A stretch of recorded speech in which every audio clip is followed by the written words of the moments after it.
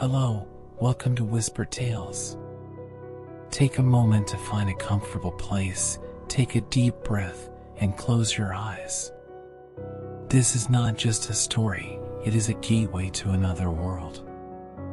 A world buried in sands, forgotten by time. In this desert land, where the nights are cold and the days are scorching, blood is the only true currency of life. Tonight, I will take you to a tale where vampires rule from the shadows and a blood caravan braves the vast desert in a desperate bid for survival.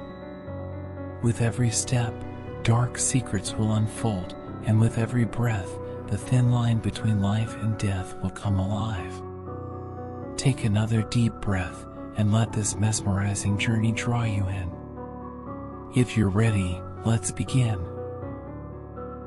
Once, beneath azure skies, lush valleys stretched endlessly, rivers danced in their beds, and gentle breezes caressed the land.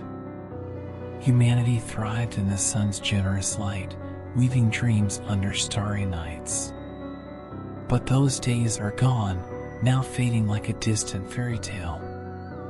The world sleeps in the embrace of an endless desert that has swallowed those memories whole. The sun now rises with a fierceness that feels more like a threat than a blessing. Sandstorms veil the sky in a cloak of dust, and the nights pierce the bones with an unforgiving chill. The earth is dry and cracked, despair seeping through its wounds. Water is whispered of like a legend, but it is no longer the most sought-after treasure. Blood has become the lifeblood of survival itself. This new world belongs to the masters of shadow and hunger, the vampires. Their gaze is fixed on this desolate land, their movements silent and predatory.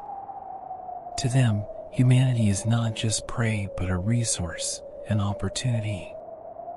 And as people struggle to survive in this unforgiving wilderness, they are forced to break their own moral codes just to endure. Yet, amidst the gloom, a flicker of hope moves, the Blood Caravan. The desert's merciless laws might govern life, but this caravan represents a fragile balance between vampires and humans. It is not just a journey to transport blood, but also a tale of resilience and fate's unpredictable hand. As the caravan ventures deeper into the shifting sands, secrets buried beneath the dunes begin to stir.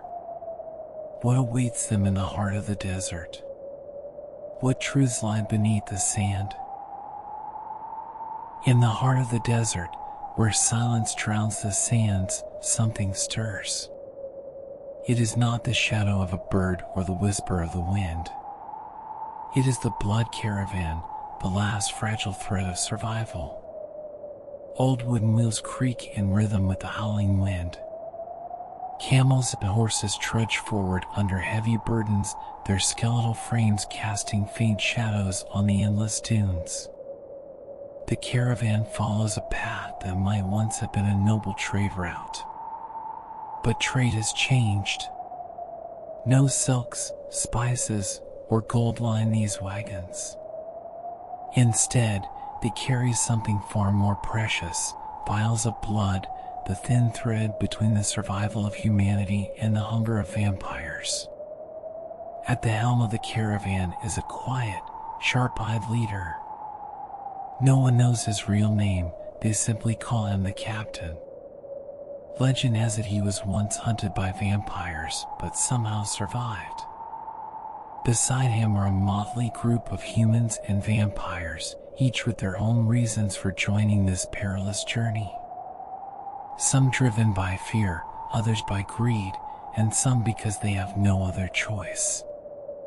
Their mission is singular: deliver the cargo at all costs.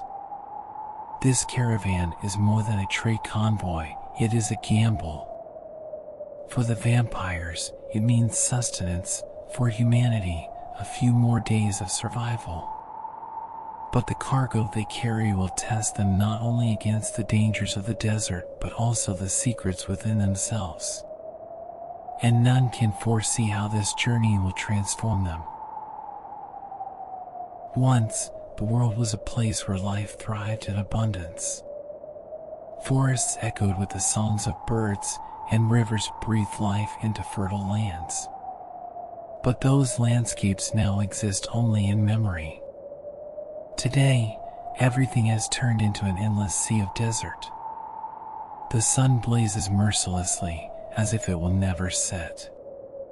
The sky has lost its hopeful shades of blue, replaced by a constant haze of yellow dust. The earth is cracked and broken, each fissure a silent cry for water, a resource so scarce that it has become the stuff of legends. As humanity battles the unrelenting drought, the rise of vampires has cast an even darker shadow over this desolation. They are silent hunters, emerging from the shadows.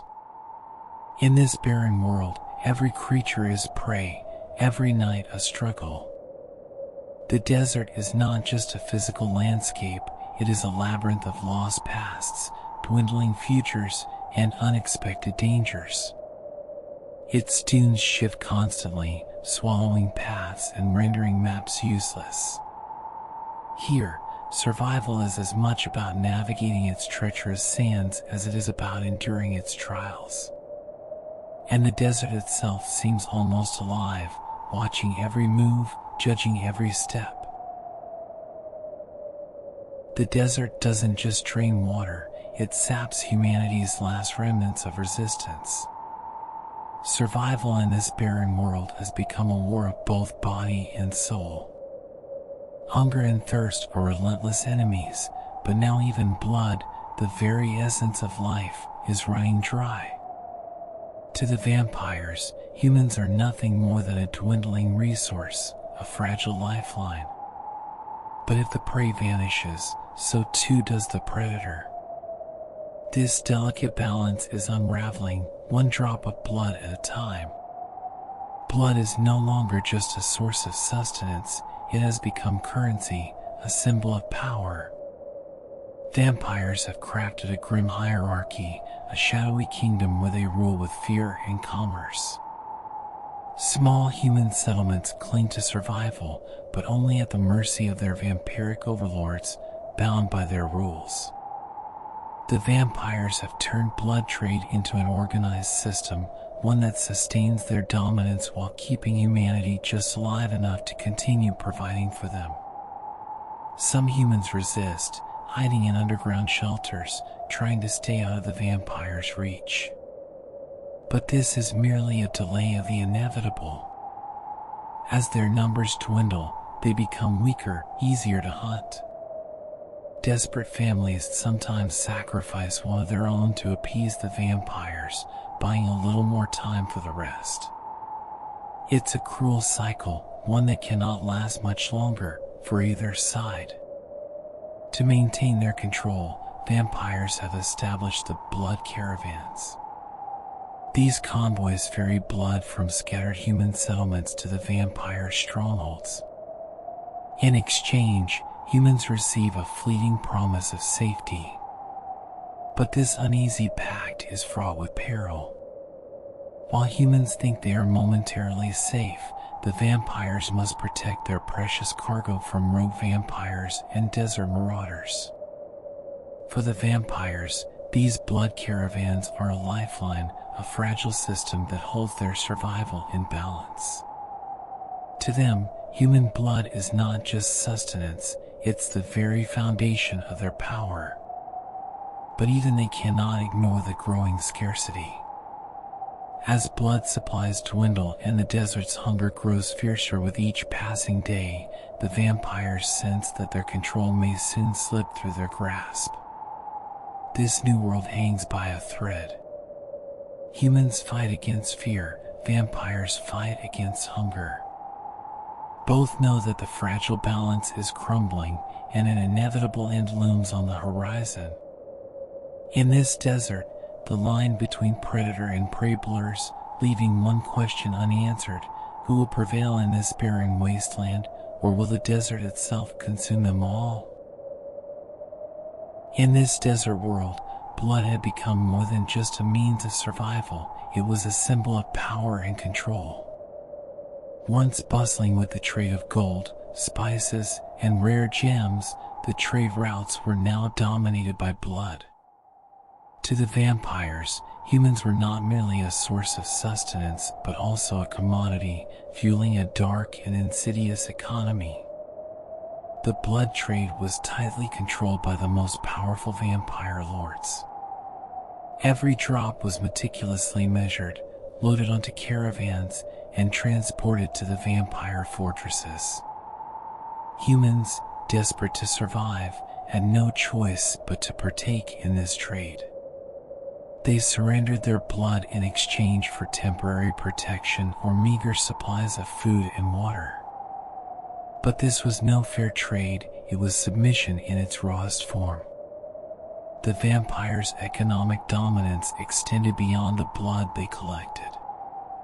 Their fortresses and checkpoints dotted the desert, overseeing the trade routes and ensuring the flow of blood remained uninterrupted. Vampire lords reigned supreme over this dark system.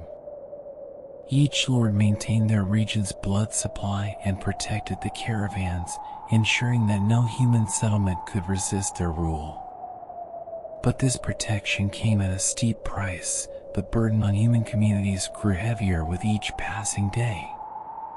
Even among vampires, the blood trade was a source of tension. Lords vied for control over the most productive regions, and skirmishes over caravans were not uncommon. These power struggles made the desert even more perilous.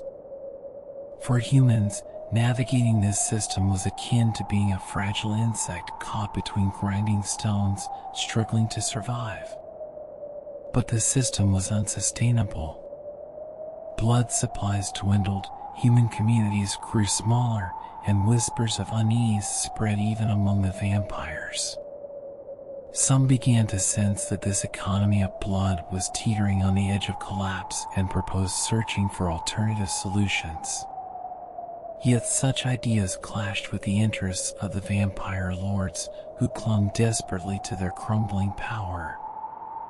The desert was a constant reminder that nothing lasts forever. This shadow economy, built on the sands of blood, stood on the brink of annihilation. But who would fall first, the humans, the vampires, or the very system itself? Or would the desert, silent and unyielding, swallow them all into its eternal stillness? At the front of the caravan, a figure strides forward, undeterred by the dusty winds and razor-sharp sandstorms. They call him the captain, but no one knows his real name. His long, weathered cloak billows in the scorching desert winds, his wide-brimmed hat shielding his face from the sun, and his deeply lined features tell a story of a man who has faced the desert's wrath for far too long. The captain wasn't born a leader, the desert seemed to have forced this role upon him. Rumor has it that he once survived a vampire attack, not by fleeing, but by fighting back. His tale is whispered throughout the caravan in hushed voices. Some say he was the first human to steal blood back from vampires. Others claim he once struck a deal with a vampire, earning their trust and learning their ways. But no one knows the truth. The captain himself never speaks of his past. His focus is not on what was, but on what lies ahead. Yet the captain is not just a hardened leader, he commands with a quiet intensity. Every step is deliberate, every action calculated. The caravan follows his orders without hesitation, knowing that one mistake in the desert could mean death. Beneath his calm exterior lies a smoldering fury, though he rarely speaks of his hatred for vampires. Instead, he fights them with cold, strategic precision. He carries a weapon, one that remains hidden beneath his cloak. Those in the caravan whispered that it's a tool vampires fear above all else. But whether this is true or just another layer of the legend surrounding him, no one can say for sure. To the captain, this caravan is more than a trade route, it's a battleground. Protecting the Blood Caravan is his way of safeguarding humanity's last hope. Yet in the heart of this desolation, being a leader is not just about strategy, it's about carrying the weight of a world teetering on the brink. Balancing humans and vampires in this fragile existence is a burden he bears silently, all while searching for a flicker of light in the encroaching darkness. Among the youngest members of the caravan is a girl named Isla. There's something in her eyes that sets her apart from the others who have grown accustomed to the desert and the blood trade: hope. Even in the desolation of the sands, she sees sparks of life and carries a heart that dreams of a better world. Isla is too young to remember the world before its fall, yet not so young as to remain unaware of its grim truths. She has learned to survive in this barren land since childhood. Her family was taken during a vampire raid one fateful night, leaving her alone and silent. It was the captain who found her and brought her to the caravan. Though Isla sees him as a father figure, his stoic demeanor creates a wall that keeps their bond unspoken. In the caravan, Isla's tasks are usually small, but her perspective has a way of influencing the group. Despite her small frame, she has a sharp eye and an uncanny ability to read the desert. She senses the shift in the wind when vampires approach and notices the subtle signs of impending storms in the sky. This keen awareness makes her an unexpectedly valuable member of the caravan. But Isla's greatest strength lies in her faith. She believes in the possibility of peace between humans and vampires, a belief that often earns her ridicule or outright anger from the others.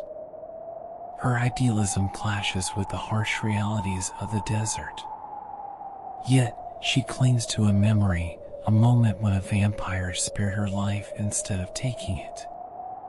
That act of mercy is etched in her mind, fueling her hopes for a different future. Isla's story shows how innocence can shine as a light in a dark world.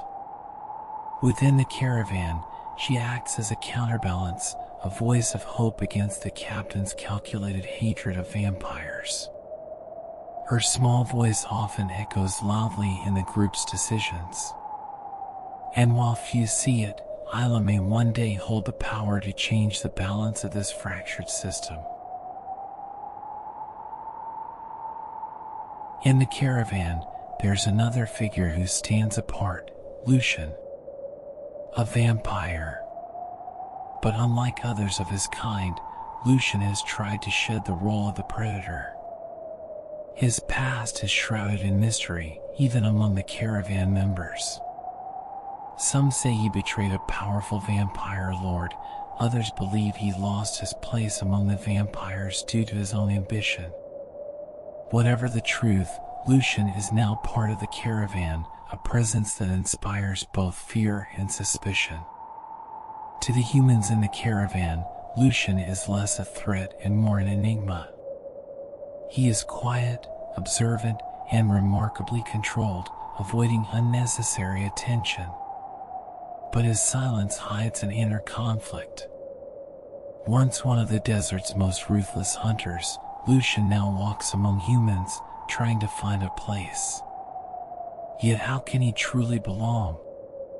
While battling his nature, he also faces the near impossible task of being seen as more than just a predator by the humans around him.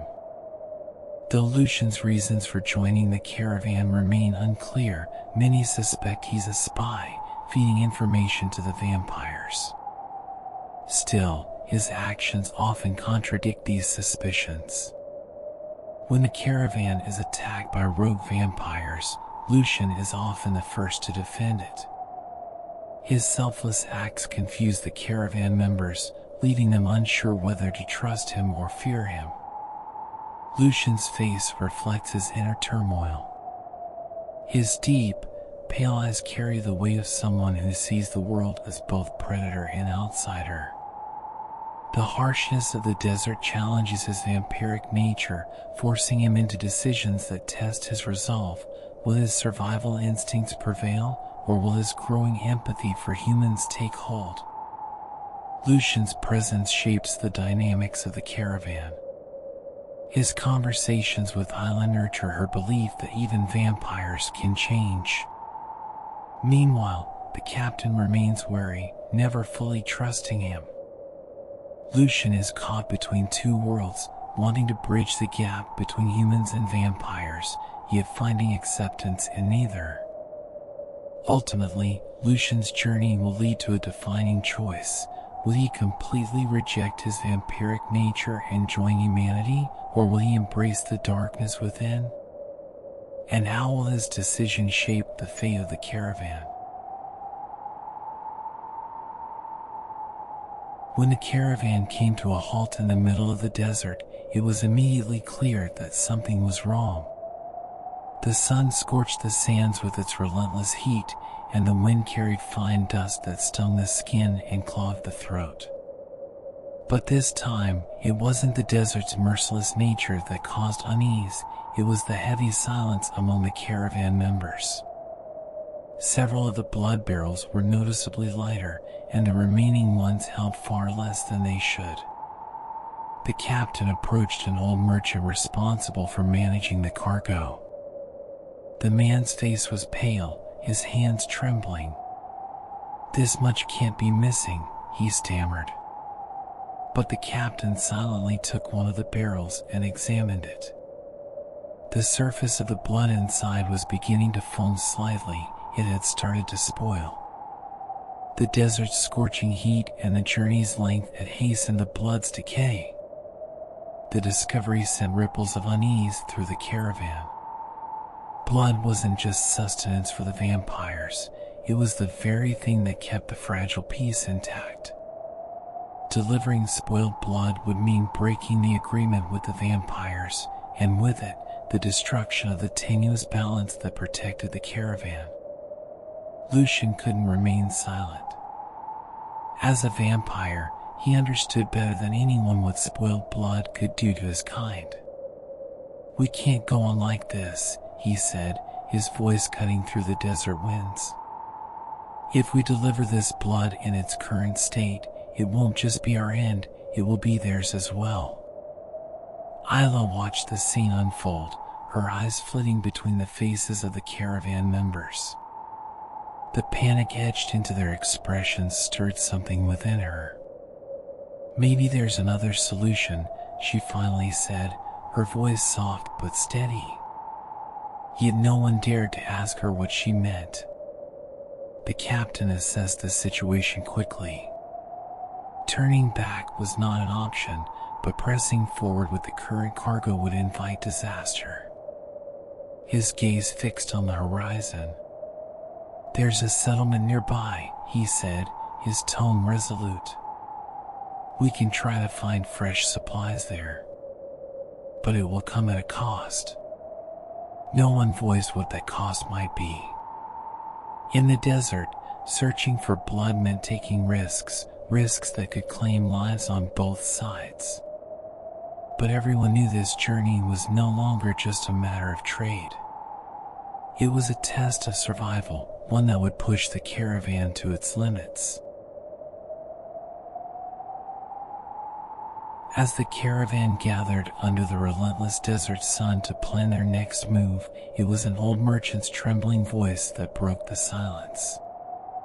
"If we've come this far, maybe we can find the temple," he said, his eyes fixed on the horizon. For a moment, everyone froze. No one expected to hear that name. The temple. A name as ancient as the desert itself. According to legend, the temple was once a sacred place for both humans and vampires. In ancient times, a pact of peace was forged there, creating a fragile balance between the two species. But that balance was shattered long ago, and the temple was said to have been swallowed by the sands, forgotten by time. Most of the caravan had dismissed the legend as mere fantasy, but their current predicament forced them to cling to any sliver of hope, no matter how implausible. If the temple was real and still intact, it might hold a clue, some secret to preserving the blood, or perhaps something greater, the key to a new order. Lucian frowned as he heard the mention of the temple. "It's just a story," he said with a hint of sarcasm, though his gaze briefly drifted to the horizon, as if recalling a memory long buried. Isla, however, spoke with a spark of determination in her voice. "If the temple is real, we have to try. The caravan has no other choice." The captain listened in silence, his ever-calm demeanor unshaken. He recalled the stories he had heard long ago, tales of those who sought the temple but never returned. He didn't want the caravan to become another name lost to the sands, but he knew they had no choice but to take the risk. "Legend or not," he said finally, "this path is one we must follow. But it will change us all." The temple's location was shrouded in mystery. It was said to lie hidden within a pass swallowed by shifting dunes. The winds of the desert, ever unpredictable, constantly altered the landscape, making the journey treacherous.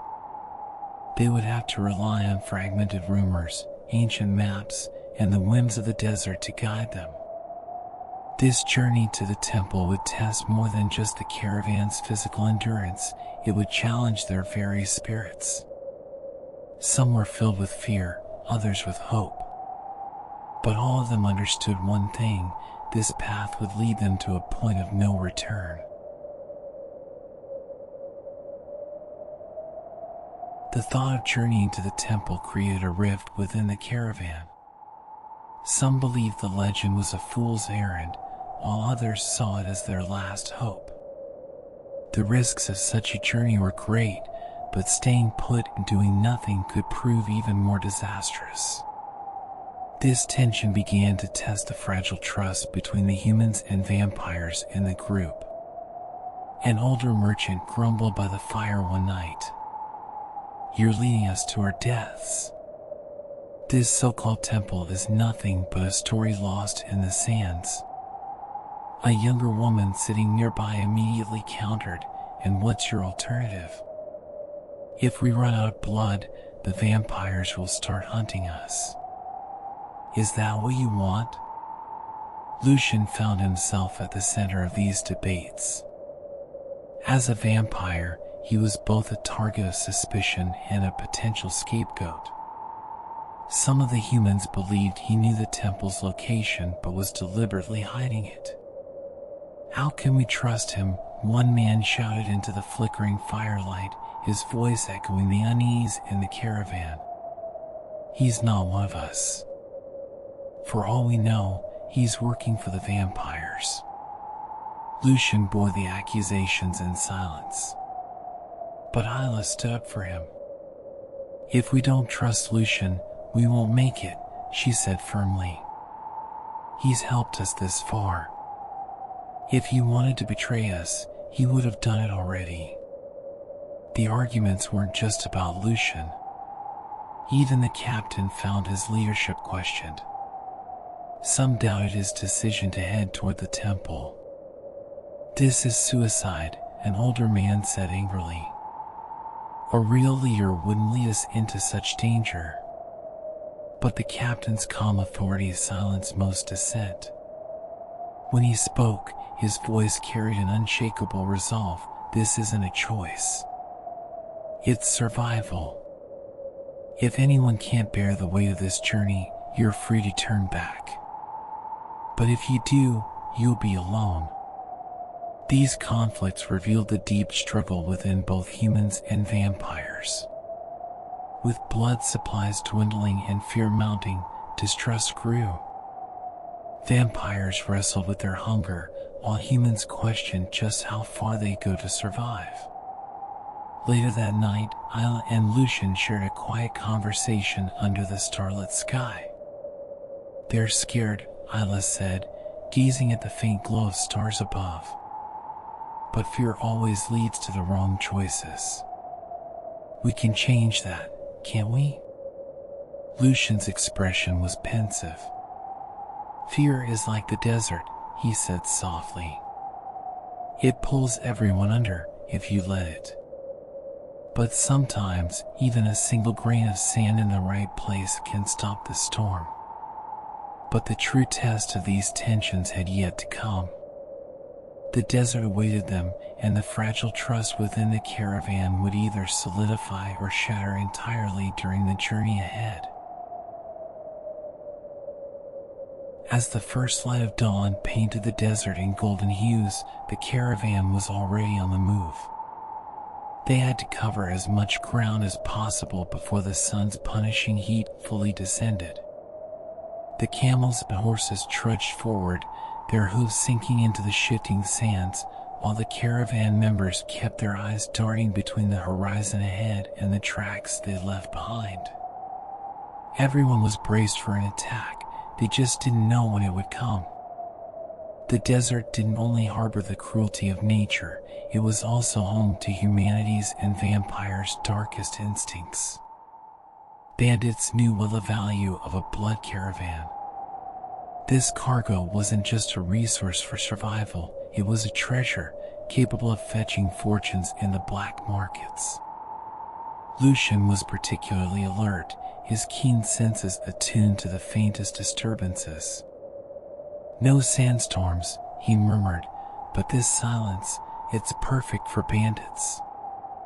The captain's sharp eyes scanned the horizon relentlessly. To him, the most dangerous enemies weren't the ones who hid in the shadows, it was those who attacked head-on. If they come, he said calmly, we'll fight to protect this cargo. But only as a last resort. Isla watched the surroundings nervously, then approached Lucian quietly. Can you sense them before they attack? She asked. Lucian gave a faint smile. Sometimes I can feel hunger and intent in the air. But sometimes, the greatest enemies hide without a trace. By midday, the caravan was forced to stop frequently for rest. The camels battled against the harsh winds, while the caravan members' minds wandered to another threat, vampires. In the desert, hunger always made vampires more ruthless. They weren't just hunters, they were survivors who, in their desperation, might even turn on their own kind. One night, the caravan came to an abrupt halt. The captain signaled for silence with a subtle gesture. A sound had carried across the dunes, soft, almost imperceptible to human ears. But Lucian's senses caught it immediately. They're here, he whispered. Bandits? Someone asked. Lucian's answer was short and sharp, vampires. These attacks weren't just physical trials, they tested the caravan's unity and trust. When vampires struck, survival depended on acting as one. Everyone knew that when the time came, their resilience wouldn't just be measured by strength, but by leadership and strategy as well.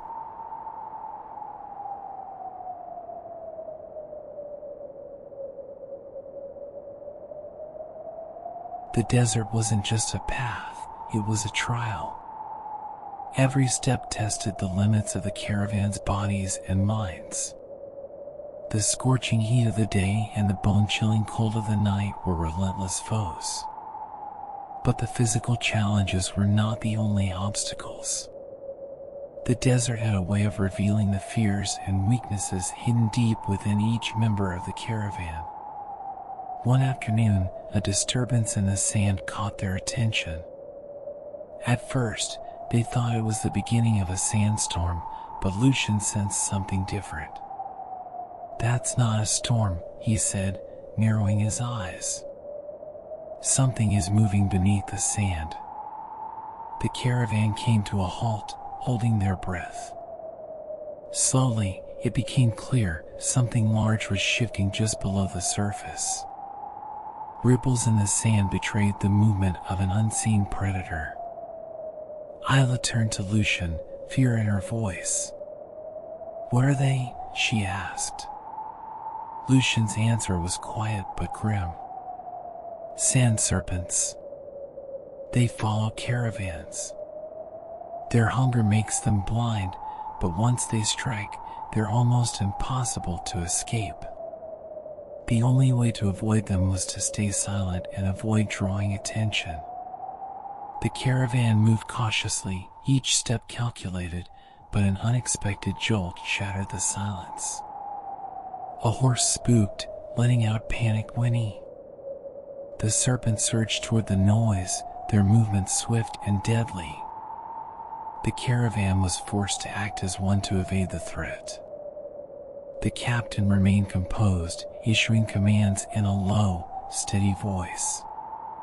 "Keep moving, but quietly," he urged. Lucian prepared to distract the serpents, ready to risk himself to buy time for the others.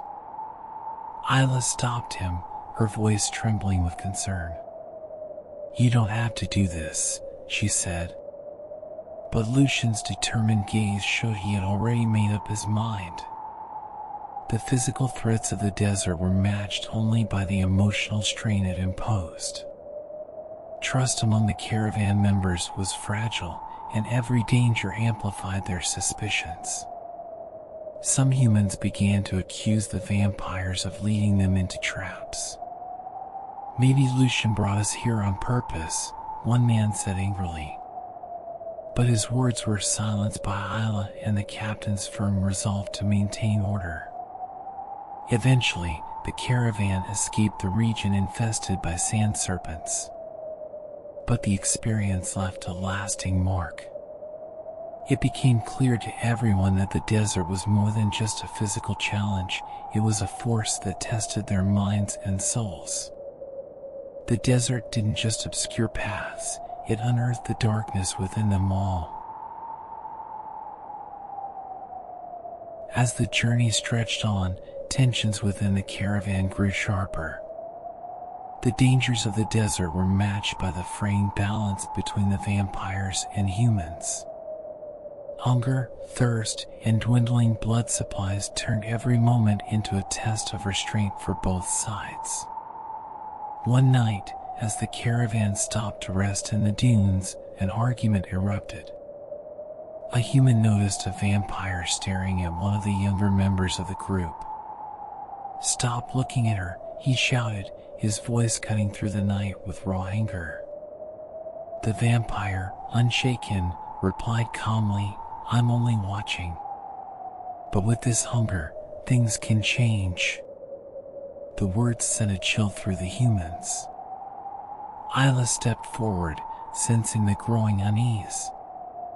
"We're all just trying to survive," she said, her voice trembling but resolute. "If we turn on each other, the desert will claim us all." But fear among the humans and the vampires' hunger made it difficult for her words to take root. The captain couldn't allow the conflict to escalate further. "If you're part of this caravan, you'll follow the rules," he said firmly. "No one harms anyone else. Hunger and fear are not excuses." His words quieted the group for the moment, but even he wasn't certain how long this fragile balance would hold. Lucian watched the tension quietly. He understood the humans' mistrust and fear. He knew the vampires' hunger had no limit, but he also sensed that they had to learn restraint to coexist. One night, speaking with Isla, he said, "You can hate my kind, and I wouldn't blame you. But the hunger inside them, it's as inevitable as the desert." Isla, unwavering, responded, "Hunger isn't inevitable. Choices are. Everyone makes a choice, Lucian, human or vampire."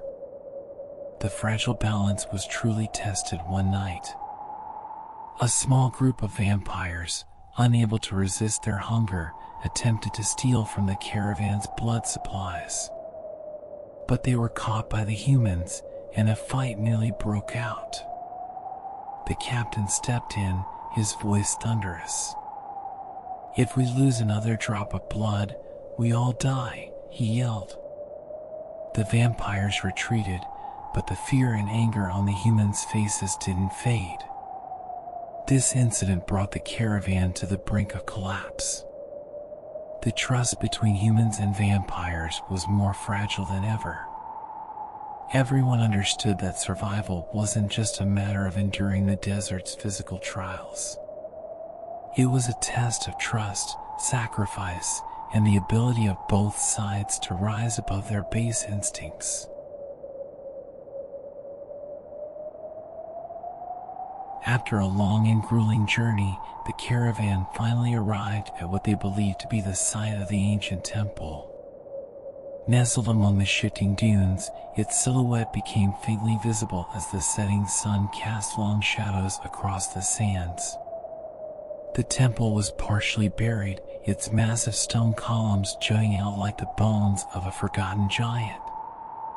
It didn't seem man-made, rather, it looked as if it had grown out of the desert itself. A thin layer of dust covered the temple, but the carvings etched into its pillars were still discernible upon closer inspection. These ancient designs seemed to depict a time when humans and vampires coexisted. Isla pointed to a figure carved into one of the columns. "Is that a human or a vampire?" she asked. Lucian stepped closer, studying the markings. "Both," he said quietly. "This is from a time when we believed coexistence was possible." The captain surveyed the area cautiously, his expression unreadable. "This place could hold answers," he said finally. "Or it could be a trap." Silence hung over the group. The desert had tested them, wearing them down physically and mentally. Now, they stood on the threshold of the unknown, unsure of what entering the temple would bring. The entrance was framed by immense stone doors, covered in symbols written in an ancient script. Isla traced her fingers over the carvings, unable to understand their meaning but feeling an inexplicable sense of calm. "Something about this feels different," she whispered. Lucian couldn't pinpoint the source of her sentiment. To him, the temple evoked conflicting emotions, a pull toward its secrets and a warning to stay away. The captain made his decision. "We're going in," he said firmly. "Turning back isn't an option now." Hesitation rippled through the group.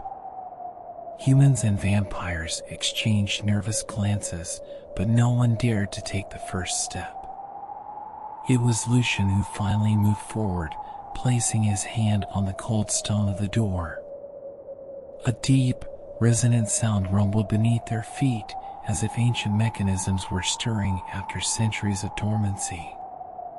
"The door is waiting for us," he said softly. Isla stepped up beside him. "Maybe the answers are waiting too," she said, her voice filled with hope. Inside, the temple was dark and cold, like a void that seemed to breathe. Yet as they entered, a faint light began to glow, reflected off the stone walls as if the temple itself were alive. Each step carried a mix of fear and awe, and the group couldn't shake the feeling that the true secrets lay deeper within its shadowy halls.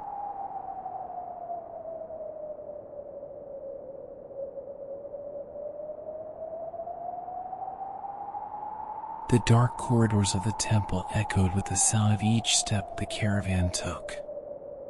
The air was cold, as if the ancient stones themselves exhaled a chill. Every corner stirred both fear and wonder. Isla traced her fingers along the carvings on the walls, which seemed to tell a story, a time when humans and vampires lived together, a subsequent collapse, and the rise of blood, not just as sustenance, but as the essence of life.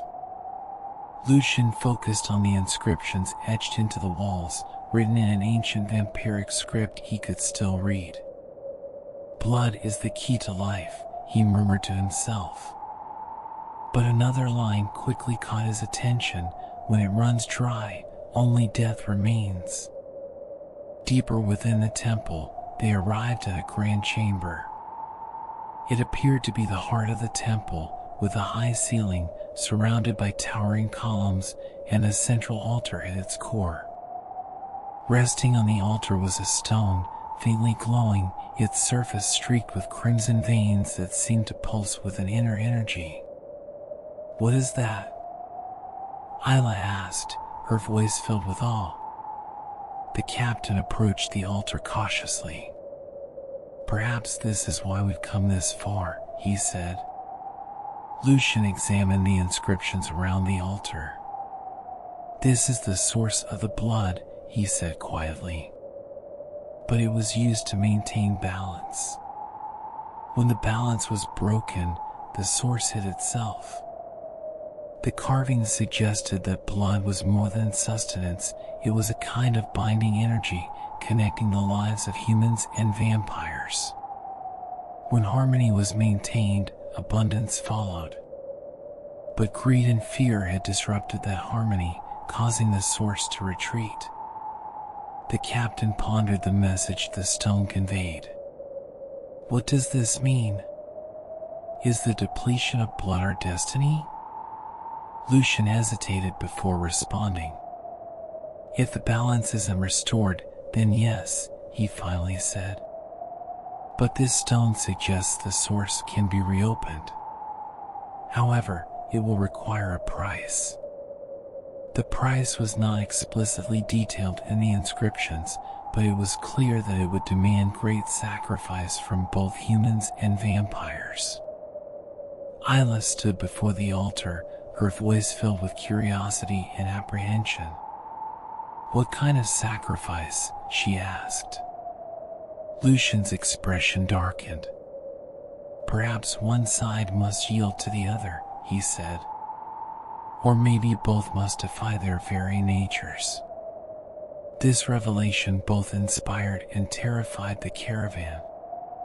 The idea that the depletion of blood could be stopped was a beacon of hope, but the price of restoring balance loomed like a shadow. The temple offered them a choice: to learn from the mistakes of the past and forge a new path, or to let the ruins of the old world consume them entirely.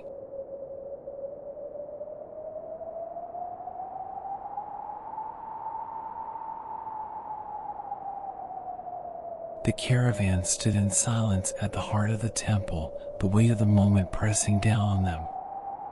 The stone atop the altar pulsed faintly with its crimson glow, as if commanding their attention and holding their breath. Isla felt a strange calm as she watched the light reflect across the room, but Lucian's tense expression betrayed his unease. He could sense the dark truth hidden behind this eerie tranquility. Lucian continued to read the inscriptions surrounding the altar. The words carried a heavy and ominous warning: to reopen the source, the purest essence of both must be given. Bloodshed in unity restores balance, but life cannot continue without sacrifice. The meaning was clear: both humans and vampires would have to make a profound sacrifice. The captain considered the weight of the words. "Is this balance," he murmured, "or punishment?" Isla stepped forward, her voice filled with determination. "If we restore this balance, everything could change," she said. But the hope in her eyes was met with hesitation and fear from the rest of the group. They understood what the inscriptions implied: someone would have to die. "What does the purest essence mean?" one of the older merchants asked, his voice laced with anger and dread. Lucian's reply was slow and deliberate. "Blood. But not just any blood. A true sacrifice, willingly given by both humans and vampires. A symbol of unity." His explanation was met with heavy silence. A vampire from the group stepped forward, his frustration breaking through. Why should we sacrifice anything? He snapped. These humans exist because of us. But the captain's sharp gaze silenced him. This won't be a loss for just one side, he said firmly. Everyone pays the price. The temple was more than a physical trial, it was a spiritual one.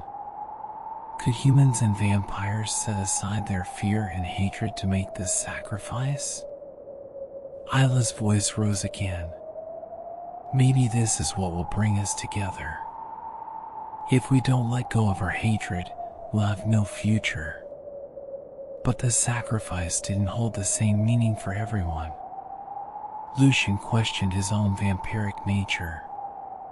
Could he transcend the hunger and power that defined him? For the humans, the challenge was finding a balance between survival and submission to the vampires. The stone atop the altar seemed to watch the caravan, its glow casting a judgmental light. For a moment, time felt suspended.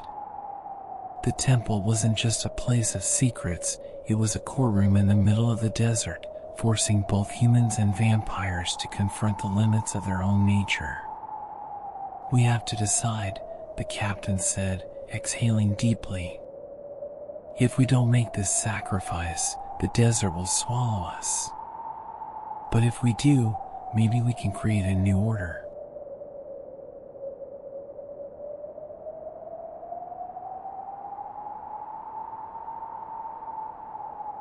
In the dark heart of the temple, the crimson stone atop the altar seemed to watch the caravan, pulsing with an eerie light. All eyes turned to the captain and Isla. The group awaited their decision, trapped between fear and hope. One question lingered in everyone's mind: who would make the sacrifice? The captain stood before the altar, the stone's red glow casting shadows on his weathered face. He had led people through countless trials and made impossible choices. But this decision was unlike any other. It wasn't just about saving a group of travelers, it could shape the future of two entire species. His eyes swept across the caravan, lingering on the frightened faces of humans and the silent, uncertain expressions of the vampires. The weight of the moment pressed heavily on him. Isla stood beside him, her gaze fixed on the stone, though her thoughts were with the caravan. To her, this wasn't merely a matter of sacrifice, it was a matter of hope. If we do nothing, everyone dies, she whispered, her voice soft but resonating through the chamber. The captain lifted his head, meeting Isla's eyes. Are you ready to pay this price to save us all? He asked. Isla hesitated for only a moment before determination shone in her gaze. If this brings peace and rebirth, yes. But I won't do it alone. Lucian stepped forward, his dark eyes catching the glow of the stone. This sacrifice shouldn't fall solely on the humans, he said. The vampires must share this burden. If this is a way to atone for our past mistakes, then my blood should be offered too. His words sent a ripple through the caravan. For a fleeting moment, it felt as though a fragile bond had formed between humans and vampires. Isla and Lucian's willingness to act set an example for the others. It became clear that this challenge could only be overcome together. The captain looked at the stone thoughtfully. Together? Humans and vampires? He asked, his voice questioning but tinged with hope. Isla nodded with a faint smile. The stone won't work without unity. The captain and Lucian reached out simultaneously, their hands hovering over the altar. Isla stepped forward to join them. The stone's glow intensified as if it were waiting for their blood to unite. A low hum resonated through the temple, filling the air with an otherworldly vibration. The crimson light dimmed momentarily, then flared brightly, illuminating the chamber. It felt as though the temple itself had accepted their offering. But everyone understood this was only the beginning. The shared future of humans and vampires would depend not just on today's decision but on the choices they made in the days to come. The crimson glow from the stone pulsed like a wave of energy, filling the chamber with its radiance. The ancient carvings on the walls began to shimmer, as if brought to life. Scenes of humans and vampires coexisting glowed softly, the etched figures seemingly moving with a forgotten harmony. Isla watched it all, realizing that the stone wasn't just responding to their blood, it was reflecting their shared decision. But this union wouldn't come without struggle. The energy emanating from the stone affected everyone in the caravan. Some felt warmth spreading through their bodies and sank to their knees, overwhelmed. Others were struck by fleeting memories that echoed in their minds. One of the vampires stumbled and groaned, his fangs bared in pain. "What is this feeling?" he whispered. Lucian, his gaze steady, seemed to understand. "This isn't just a physical connection," he said. "It's forcing us to confront who we are." The captain realized the stone's reaction wasn't just a test of sacrifice. "This isn't only about what we've given up," he said quietly. "It's about who we are now and who we want to become." The stone's light began to spill outward, casting a crimson glow across the desert outside. The dark expanse of sand seemed to shimmer under its influence. Isla could almost imagine the light reaching every corner of the barren land. "This is a sign," she said, her voice filled with hope. "Maybe it's the beginning of something new." But not everyone felt the same. Some humans, still wary of the vampires, hesitated. "What if this only makes them stronger?" one man asked nervously. Meanwhile, one of the vampires, feeling the energy coursing through him, noticed a strange sensation. His hunger, once insatiable, seemed to be diminishing. "Maybe this can free us from what we are," he murmured. Lucian exchanged a glance with the other vampires near the altar. "This is a transformation for us too," he said. "If this sacrifice can rebuild both sides, it might change more than just our hunger." The captain understood the stone's message. This wasn't just a proposal for peace, it was an invitation to transform their existence. But transformation was never easy.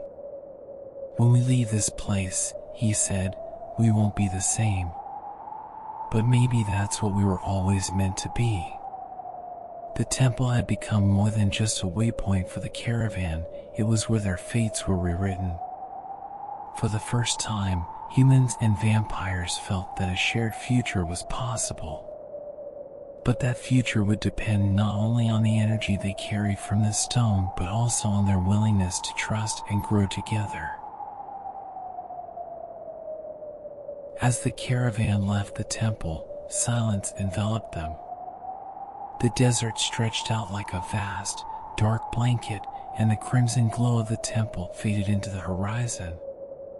But that light couldn't extinguish the change within the caravan.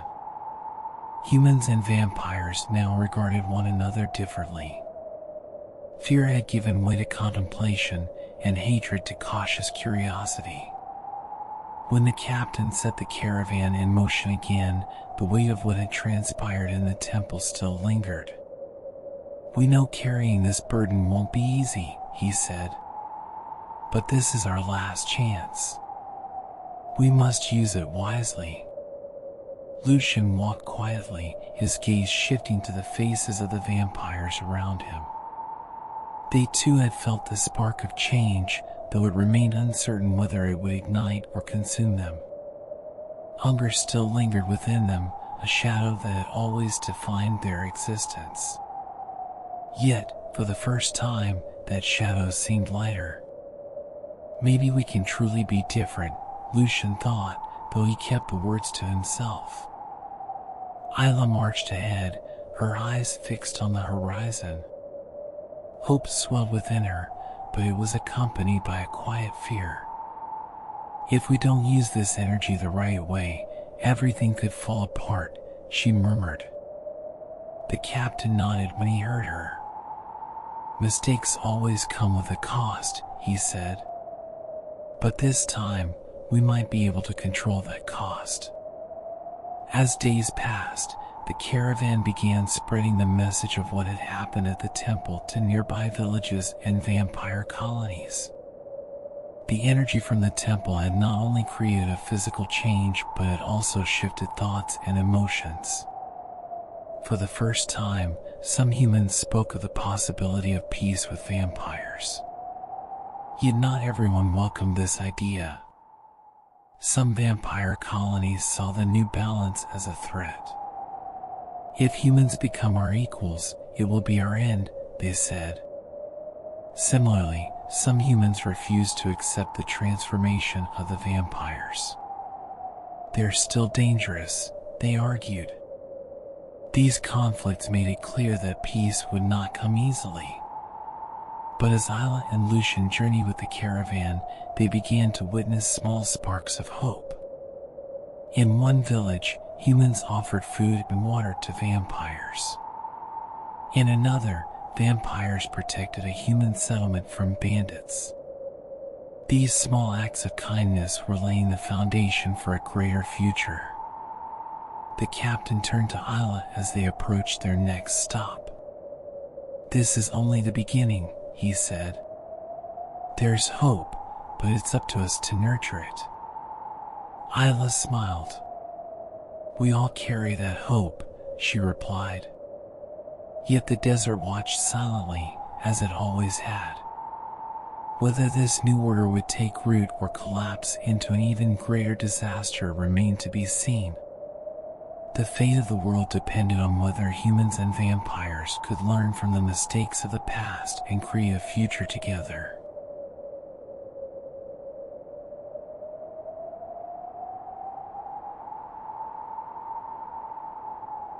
And so, we reach the end of this dark yet hopeful tale.